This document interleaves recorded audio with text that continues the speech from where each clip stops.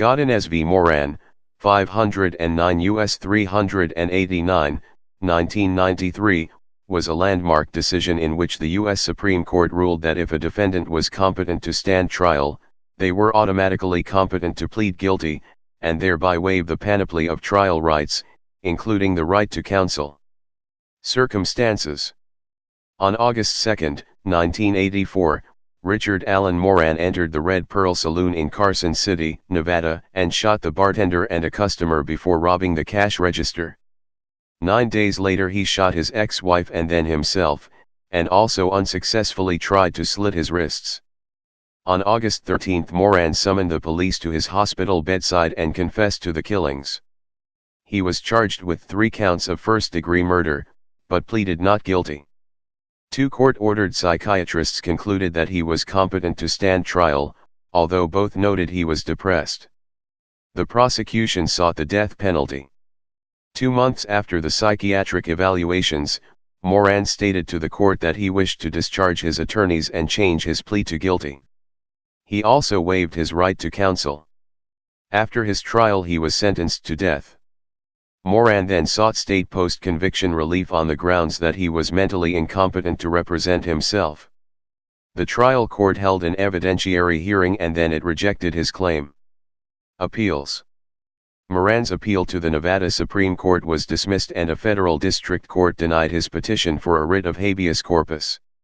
However, the Court of Appeals reversed this decision, concluding that due process required the trial court to hold a hearing to evaluate and determine Moran's competency before accepting his decisions to waive counsel and plead guilty. It also held that the trial court erred by using the wrong legal standard.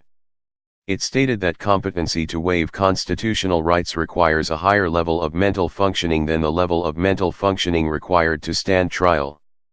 They reasoned that competence to stand trial requires only that the defendant have a rational and factual understanding of the proceedings and is capable of assisting his counsel, while competence to waive counsel or plead guilty requires that the defendant has the capacity for reasoned choice among those choices available.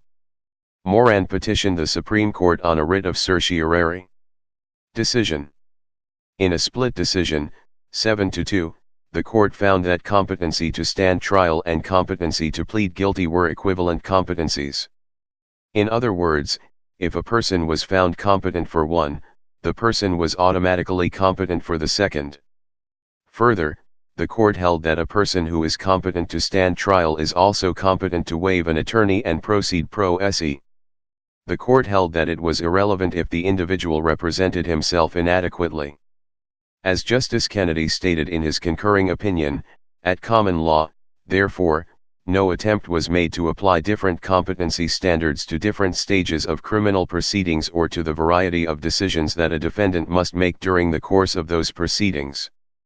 Further, the Due Process Clause does not mandate different standards of competency at various stages of or for different decisions made during the criminal proceedings.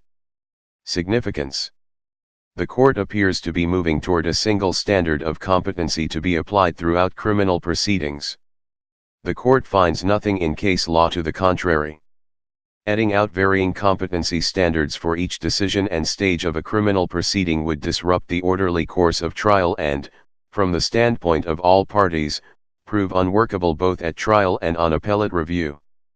As Justice Kennedy notes, this holding in Godinez v. Moran may seem harsh in equating all competencies as essentially equal.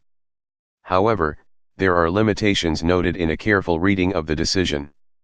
One is that the court emphasized that competence to waive legal counsel alone does not make a waiver of counsel valid. The trial judge must determine if the waiver is voluntary and intelligent.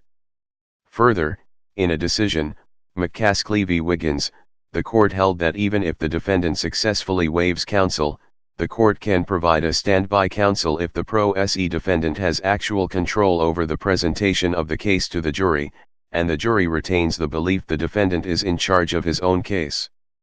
Implications for evaluation.